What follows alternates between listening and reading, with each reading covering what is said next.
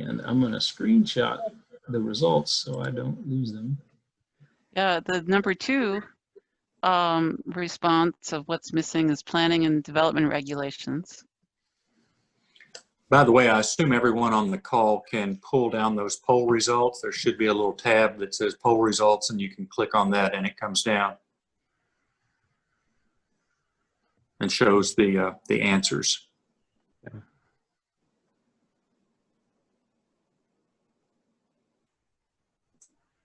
Infrastructure improvements is the favorite by far. Mm-hmm.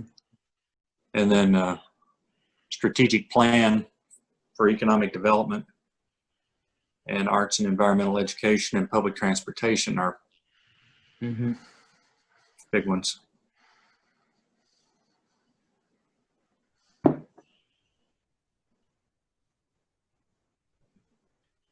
All right. Planning and development regulations is noticed as a big one too. Those are, I guess, are the top 5. Yeah. Okay. So I am going to turn these off, and we are going to move into the next section of our meeting, and we will have a chance at the end for more question and answer. So we will definitely leave a lot of time for that. But right now we're going to move on to the next section, and I'm going to share my screen again, I think. John, Sandy on the call mentioned Vail, Colorado as a great prototype for looking at a bike system that works in a mountain area, adaptable to the gorge. Thank you. I will, I'm going to note that.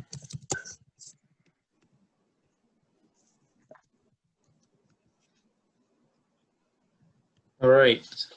Nancy, is the presentation up? Yeah, here we go.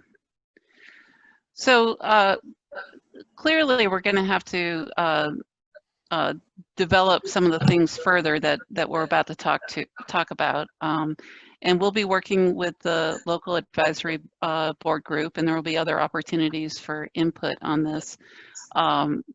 But from what we have heard to date, and as we put it together,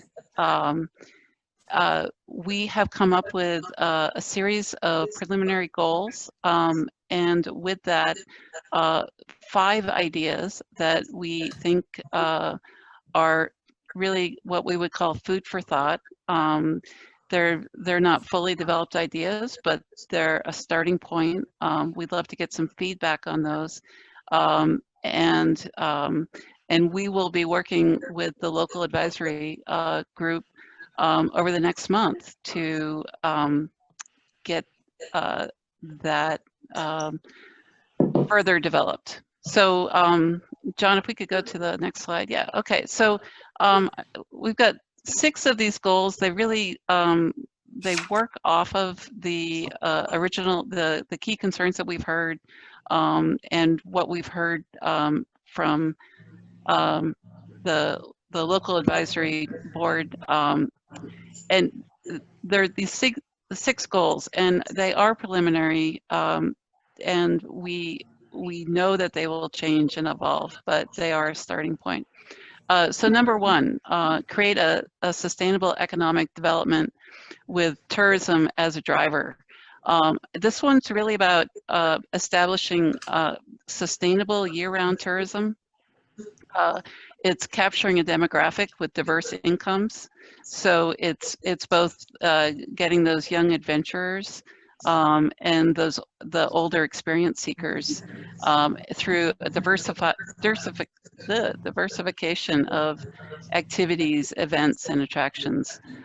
It's about extending stays and increasing expenditures of visitors and creating opportunities for tourists to spend more money. And extend the economic success of the Slade area to some of those surrounding communities, Campton, Beattyville, Frenchburg, Stanton. Creating jobs diversity with higher paying and year-round employment opportunities. Many people in the community own their own businesses, but we have heard that finding employees can be a challenge. For those that don't own their own businesses, options to earn a living wage or better and year-round employment is somewhat limited. And you know, it goes without saying, employment and sustainable income, it's essential to having a healthy and higher quality of life.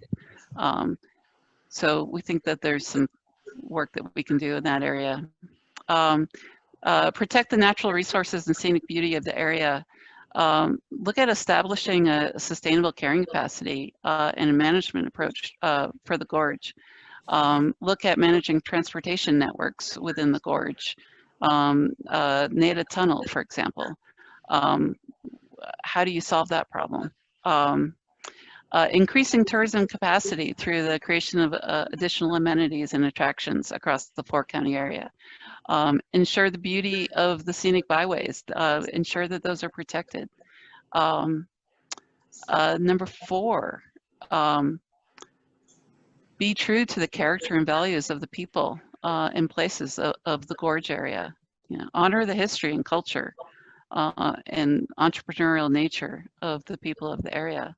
And always keep in mind the quality of life and needs of the residents. Number 5, promote regional tourism and manage capacity at the river at the Red River Gorge through a dispersal of attractions across the 4-county area. So engage the surrounding communities in promoting tourism and attracting visitors, which in turn relieves pressure off the core gorge area. Explore expansion of trail networks and outdoor recreation beyond the Red River Gorge loop area. Can we look at converting some user trails to designated trails? Can the geologic area expand access points in areas beyond that are currently accessible? A number of ideas along that front. And finally, for this early list, broaden the reach of tourism to all parts of the 4-county area. And that starts to get into what are those strategies that can be employed, what sort of structural system can be put in place that will allow greater collaboration and cooperation through these shared efforts, whether it's regional trail connectivity or how we celebrate the unique assets of the area. You know, what the things to build upon. You've got the Sheltowee Trail. Outdoor adventure is great in this area. Biodiversity, agriculture, fresh food, really great finely grained downtowns, each with their own character. The Kentucky River, the Cave Run Lake area, the history of coal mining and timber in the area. And other statewide assets. You know, this area is a gateway to Eastern Kentucky. Is that something to explore? How do we make a better use or take advantage of the fact that the Mountain Parkway goes through this area? So those are just some preliminary goals and things to think about associated with each of those goals. So now we'll talk about these 5 ideas. We do imagine, I do believe, John, that we are going to get these up on the website and we'll have opportunities for additional input following tonight. But there will also be a question period after this where we can talk more. So the first idea, this one is really, this is about the destination resort that we've been talking about. It really is one piece of the strategy for economic development and more sustainable tourism in the 4-county area. It plays an important role. If we can improve the viability of tourism in the 4-county area and create greater choice and accommodations, there's the ability to really truly make that that year-round economy start to work. You bring in people on a year-round basis, that drives certain events. It drives the use of different services of the town. It drives retail. It drives so many different things just to have people come and visit. So one of those opportunities is create a higher end destination resort. Through that, maybe there are higher economic expenditures. There will be jobs created through that. There's an estimate of 300 local jobs that could be created. That would include both jobs at the resort and those indirect or kind of down the line induced jobs that could happen. Another component to this would be to refresh and modernize the Hemlock Lodge. In doing that, you can enhance year-round occupancy of that destination and maintain currency with visitor expectations. The next big idea that we're thinking about, and we've heard a lot of people have been coming to this idea, a lot of people within the community, is this idea of gateway communities and the ability to all those people that are coming from metro areas surrounding the Red River Gorge. They travel through these different communities depending on where they come from.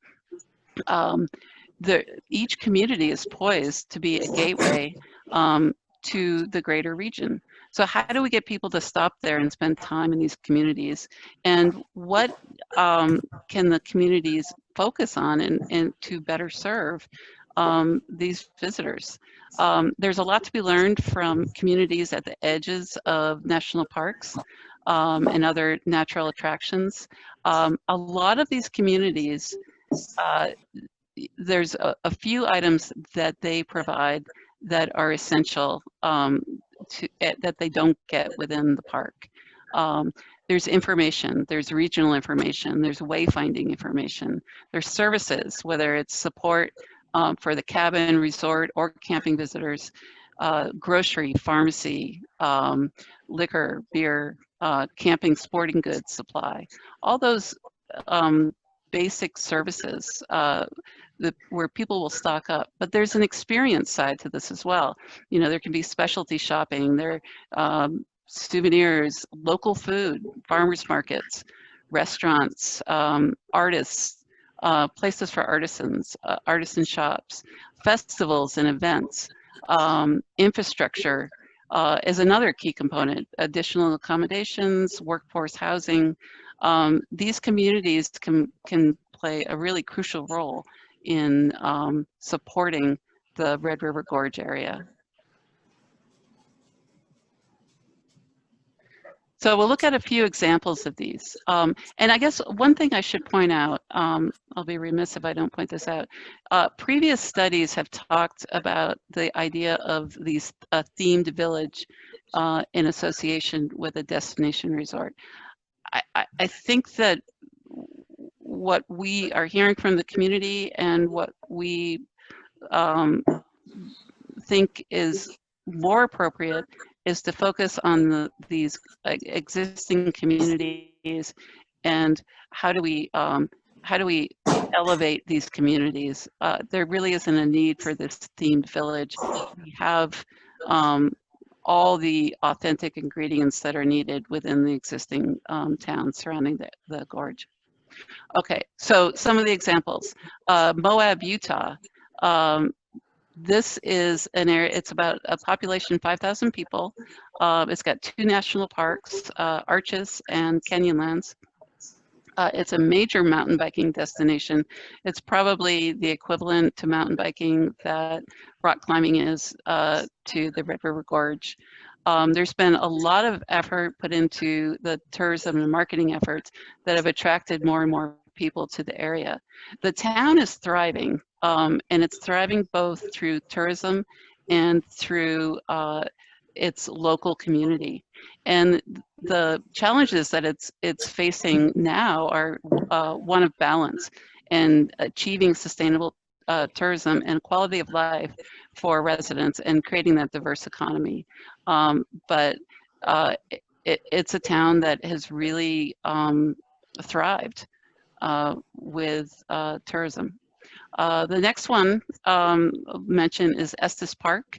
This is the gateway to Rocky Mountain National Park. This has a population of about 6,000 people. For those of you that have seen The Shining, Stanley Lodge is located in Estes Park. It's a major corridor through town, and it's the entrance to the park.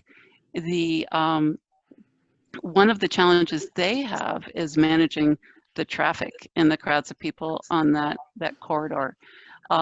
So one of the things that they've done is they've implemented a combined visitor center and transportation center, which helps alleviate some of the strain, and people catch transit there, and they take transit into the park if they choose to.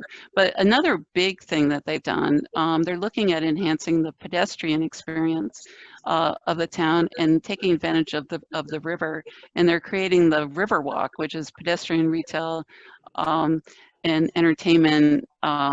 It's a walking experience along the river.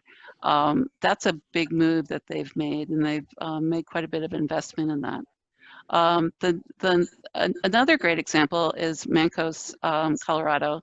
It's the gateway to Mesa Verde National Park. It's a small town. It's about 1,400 people. Their motto is "Where the West Still Lives." The town offers some of the basic services that you would want as a traveler passing through, restaurants, outfitters, gas markets, and all of that. But it's really cultivated its own unique identity. It worked to achieve a designation as a creative district. That designation positions it for additional funding, additional organizational support, and it is the town is extremely expressive of their creative spirit. They have events there like the Burro Fest, where they race the burros down Main Street, and then they pair up a burro with an artist, and they have the artist paint the burro's portrait. And I think there's an image there of one of those. And then the last one I'll touch on is the Adirondack Gateway region. So the Adirondack Park, it's a 6 million acre area. It's owned by the state, of which 3 million of it is owned by the state, but there's a lot of private land holdings. And there's the Gateway region that is to the south of it that has the three counties have come together to create a plan. And they're focused on sustainable economic development. They're looking at stable jobs, living wages, quality of life, including housing, health, broadband access, balance of local jobs and housing, concentrating growth in the communities, and creating healthy communities. So these multiple county efforts can be really fruitful when they're limited resources. The next big idea that we'll talk a little bit about here is this idea of regional trails and the regional trail town concept. The creation of an integrated network of trails. The most important part of this is that these trails connect to the towns and connect to the Red River Gorge. They could be a diversity of trail types, multi-use, equestrian, mountain biking, hiking. Really important is this clarity of network and wayfinding support. But we've looked, it's an early look at what are some of the opportunities with some of the abandoned railroad beds and others. And I think there are a lot of people within the community that are much more tuned in on this. But it seems like a great opportunity. There's a couple examples we can show you along these lines. One, of course, is your own Sheltowee Trace Trail, which is 300 miles, I think, which is really a pretty incredible piece of infrastructure. It's I imagine it's still developing. The challenge we have in the four-county area is connecting more of the communities into a network that can connect to this Sheltowee Trace Trail. Another trail that's really interesting to look at is this Greater Allegheny Passage, which our own John Bucher actually has ridden. And this one's really, really interesting. It has made great strides to connect those towns to that trail. The importance of trailheads at each and every one of these communities, the importance of amenities and wayfinding in these areas. The coordinated signage from the beginning to end of that trail, and then connecting into other regional trails like this trail, the Gap Trail, connects to the C&O Canal Trail that then connects down to DC. So all kinds of opportunities there. You know, you start thinking about connecting the Red River Gorge area to Lexington or other regions.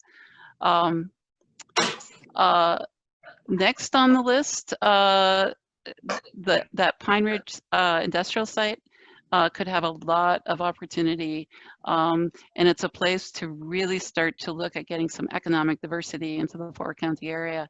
The opportunity at Pine Ridge, you know, for this is a potentially a mixed-use development that has a little bit of everything. It's got some workforce housing, training, cultural and civic areas.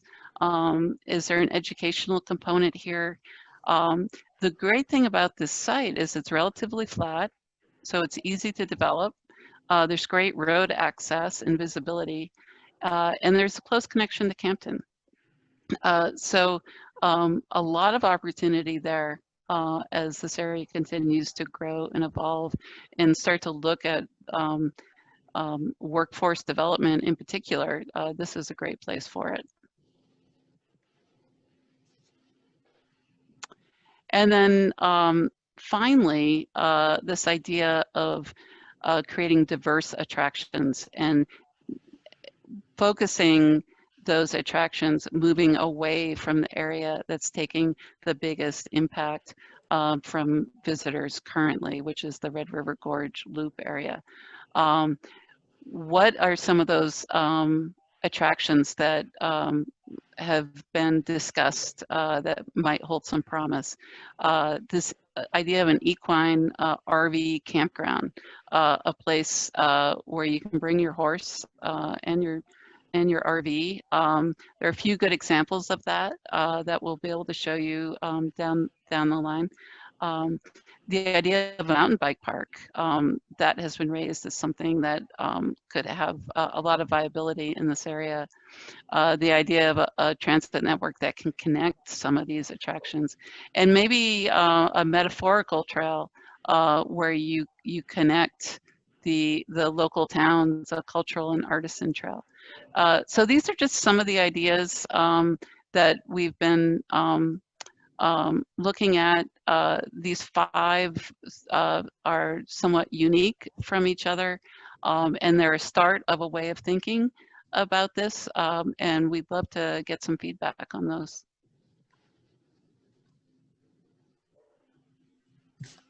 All right. So I'll turn it over to John.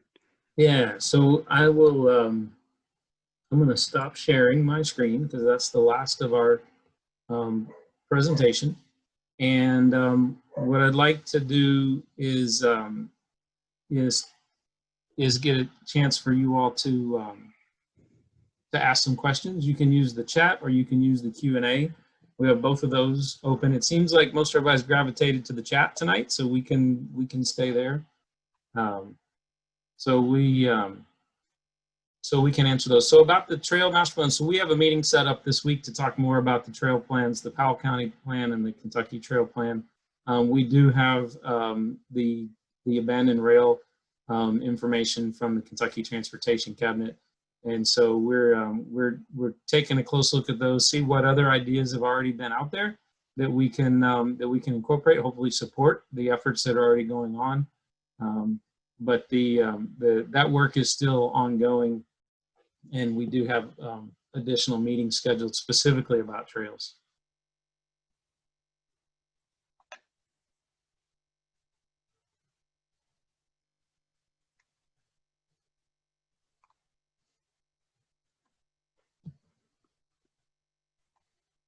Let's see.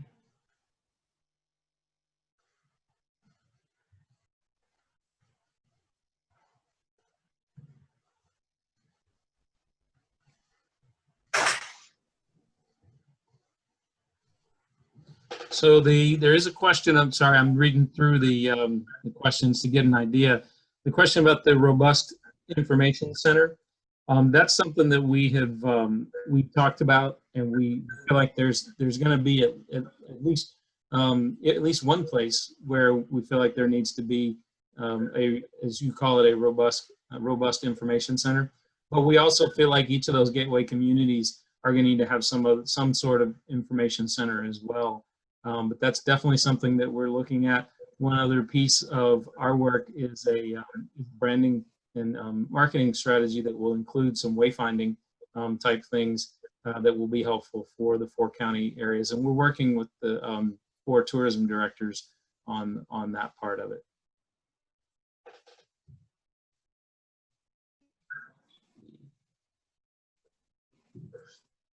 So there is an information center. We got a little distortion. There is already the Welcome Center at Slade, and that is the Powell County Welcome Center. And part of the conversation is that yes, that does have a lot of good information in it, but we've got 3 other counties that really touch this whole area, and the idea is how do we better incorporate all of them into that as well.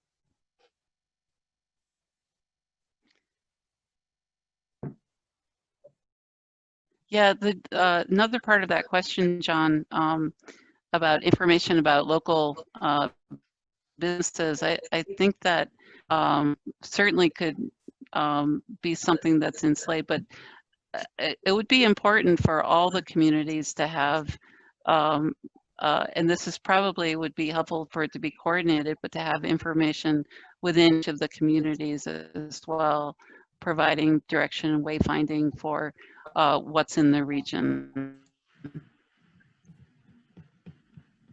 Maybe even using some of the local storefronts for that use.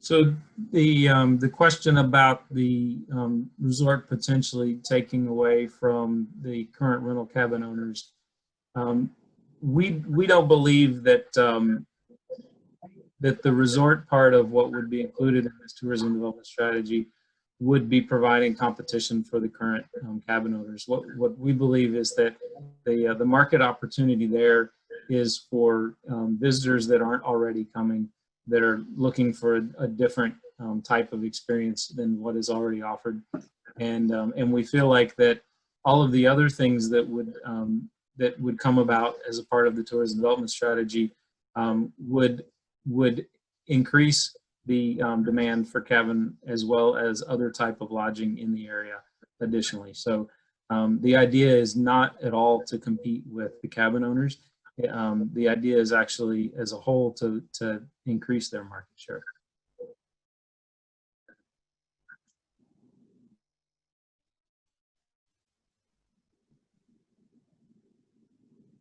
Yes, instead of slicing the pie up into greater pieces, it's grow the pie so more can benefit.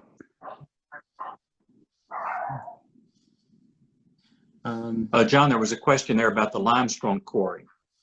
Yeah, I don't know that I have an answer for that. That isn't something we have explored yet. It definitely is something that has been done You know, people have taken old limestone quarries and turned them into, you know, some sort of swimming type facility. We haven't looked at that, but it could be something that we add to our list. Yeah. Yeah, there's one across from Natural Bridge State Park, and there's one that's already being used for underground kayaking. I don't know of other ones. If anyone has an idea of or an inventory of where those quarries might be, if there's more than one, it'd be interesting information for us to have.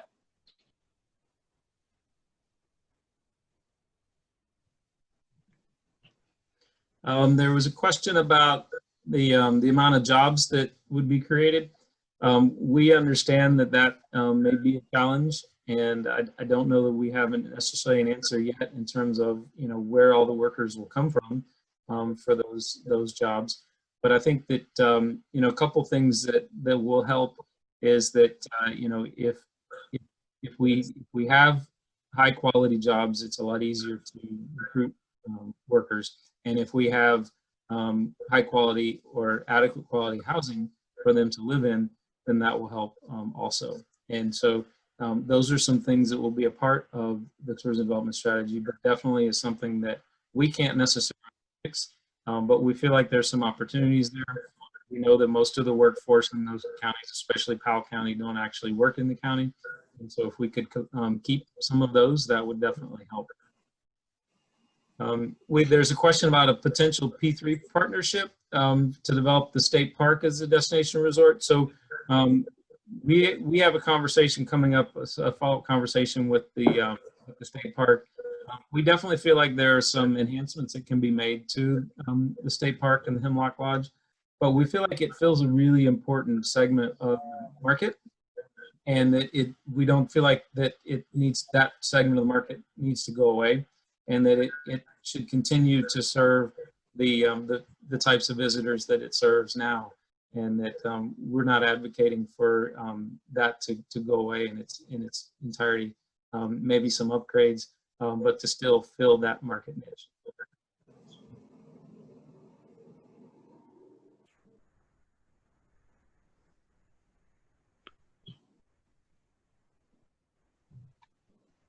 And John, Laura Gregory has asked about the property site selection. We haven't really addressed that on this call. That'll be coming up with local advisory board, correct, at their next meeting? Yeah, I don't think that the process is at the point where that final site has been definitely determined, and not that the Red River Economic Development may not be ready to share that. So we'll make sure we get that permission before we share that. And Laura Gregory's question about Kentucky Wildlands and the East Kentucky Pride Program. You have had conversations recently with Tammy Nazario of Kentucky Wildlands, right? Yes, we've had multiple conversations with Kentucky Wildlands. We've talked to them about several different pieces of this, including the marketing and branding, and some interest in a potential Kentucky Wildlands Cultural Center in the area. So yeah, we've had lots of conversations with Tammy, and we'll continue those going forward.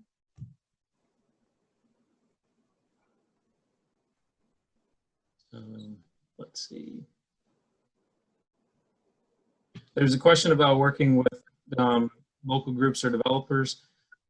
We don't know that, and that is way down the road. It would be great if there was a local developer, but I don't know that we can really speculate yet on who might actually build a resort if a resort actually gets built.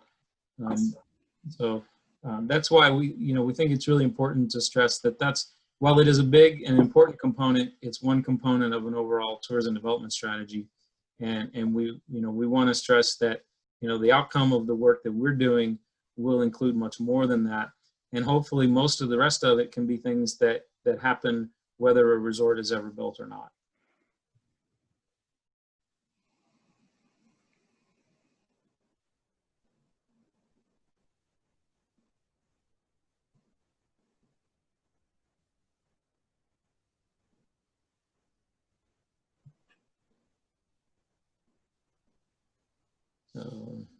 Let's see.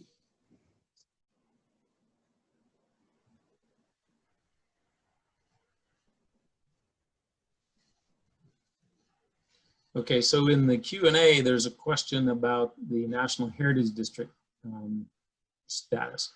So we've talked about the National Heritage District with the Forest Service, but we have not had any conversations about any updates or changes to that yet. And so if that's a suggestion, you know, please send us more information. We'd be happy to consider that as a suggestion, but it's not something that we have been exploring yet.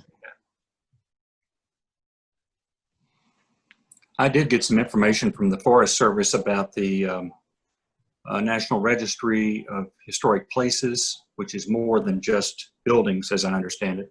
Mm-hmm. And Nancy, didn't you have, and there's some designation the federal government uses for things like the monuments out west? I'm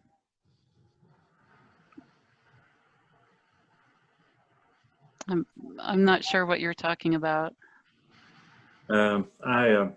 I need to pull that. I got an email from the Forest Service gentleman in Winchester that outlined 2 different types of federal designations. I don't think the Heritage District was one of them. Bill asked about that, Bill Strayton. But I'll try to pull that and get it to you. There's a question about what is the Forest Service, what's their opinion on the trails. So we've talked to the Forest Service about trails, and they are definitely open for ideas on how they can get help in maintaining trails, in developing trailheads, in improving parking, and so they're looking for some outside help for that, with the recognition that there probably not going to be a lot coming from the federal government. So ideas of like a Friends of Red River Gorge, I believe that's already in the works, and that an organization like that could have the potential to raise some money. Another idea that has gone around is the idea of a 1% for the Planet program that could be instituted not only by the resort but by others, and you could designate that money to go to something like a Friends of the Gorge to help with things like trailheads, parking and access, those type things.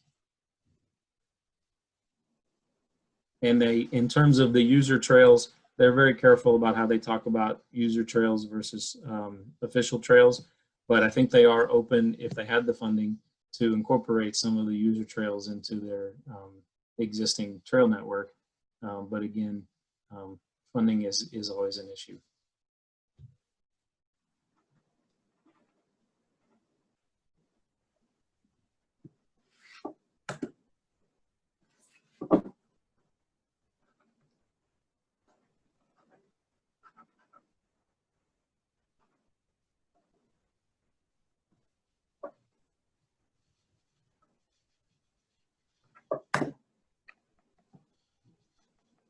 There's a question about Django Kroner and the Treehouse Builder. We have not had a conversation with him. That's a new name to us. I have. Oh, you have? Oh, okay. Well, thanks. Yeah. Okay, yeah, good.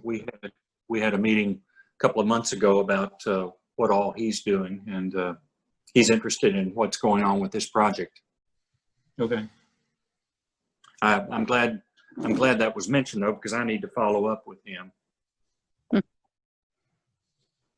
Sounds cool. Yeah. So a question about the ATV and UTV activity.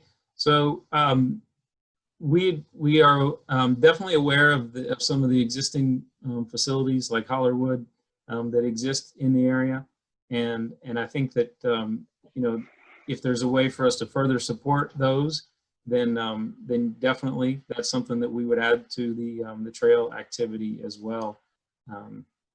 It's a little bit different activity than some of the other trail activities, and not necessarily something that can happen on the same trail, especially horseback riding and mountain biking and hiking, but definitely something that we're aware is important in that area.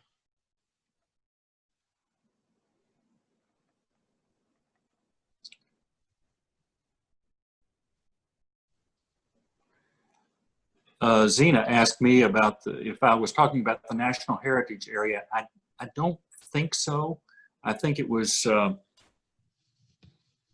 two others, the National Registry of Historic Sites and something else, I believe. I'm trying to pull that right now. Well, the designations are definitely confusing. In our conversation with the Forest Service, we spent a long time going through all the different designations and what they mean. We do talk about it in our report that will be available on the website at some point, hopefully in the near future. But there are several designations in the area, and a lot of them overlap. And so keeping straight which ones apply to which areas and what they actually mean is definitely difficult. And I don't know that the Forest Service is interested in additional designations, maybe just additional support for the ones that they have. John, I don't know if you've uncovered anything in your research yet, but I would bet that there has been some history of attempting to get specific designations for the Red River Gorge, either as a national park or something. And, you know, Congressman Rogers has been around many years, and part of, I think most of this area used to be in his district. Tyler from Congressman Andy Barr's office is on the call here. I think he's probably muted, but Tyler, if you would give me a call tomorrow, I'd be interested in kind of brainstorming with you how we could try to research that on the Washington side as to what some of those previous efforts might have been. Somebody in Frankfort or Washington probably has some helpful background in that regard. Laura had a question about how likely we think it is that the four county tourisms work together. From our conversations with them, they're all pretty supportive, and all four county judges are on or represented on our local advisory board and are on the board of Red River Economic Development. So, you know, there are some challenges based on state legislation about how tourism boards can be organized and how their revenue is done. So there could be multiple options for how they further their collaboration, whether it be a joint tourism board or some sort of formalized agreement and how they work together. But they, from our conversations with them, the four county boards have all been very receptive. The two city boards have not been as easy to engage. And if any of you guys know them, we would love to engage with Clay City and Stanton tourism boards as well. We just haven't had any luck in reaching them. So we did have a conversation with the Forest Service about national park designation, and I'm sure most of you can imagine that that wasn't real high on their priority list. But that doesn't mean that it isn't part of the discussion. But there are some advantages potentially of keeping the designations that they have as part of a national forest as opposed to being a national park. And there may be some other advantages to being a national park that we're not seeing in the area. So definitely different things to consider that have been part of the conversation, but no real recommendation yet on that.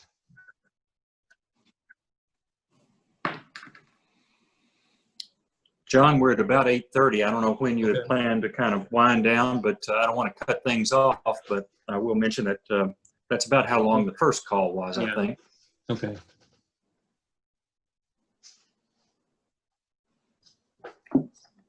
Let's see if there's any.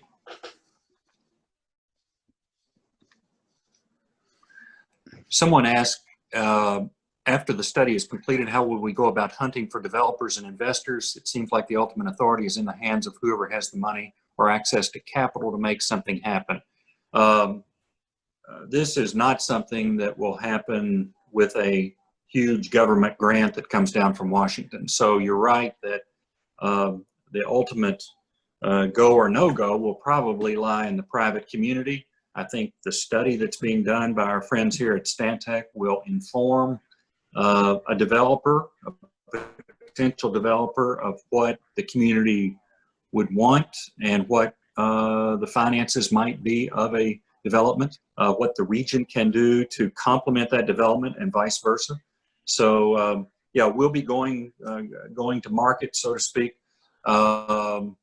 with the plan and trying to generate interest in among folks who would have money to invest in improving the region.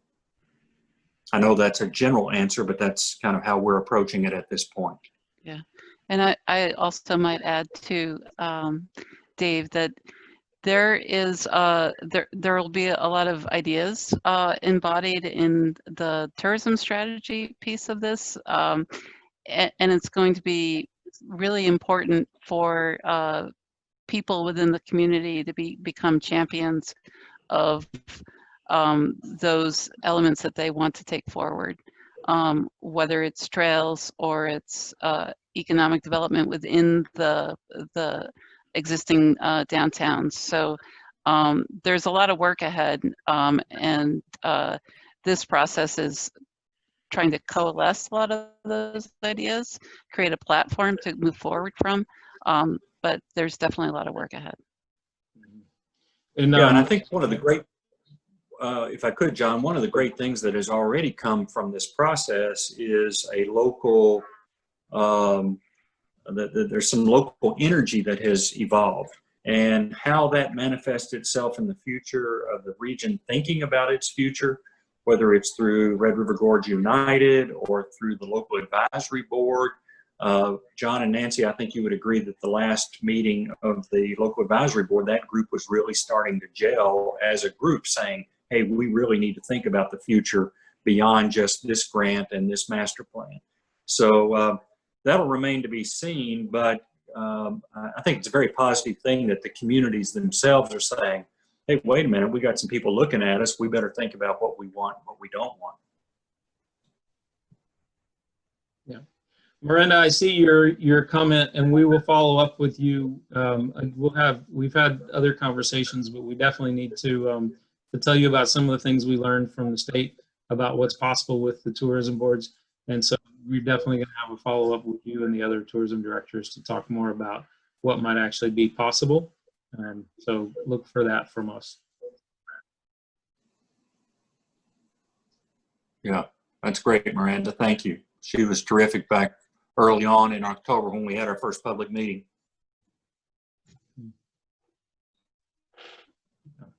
Okay.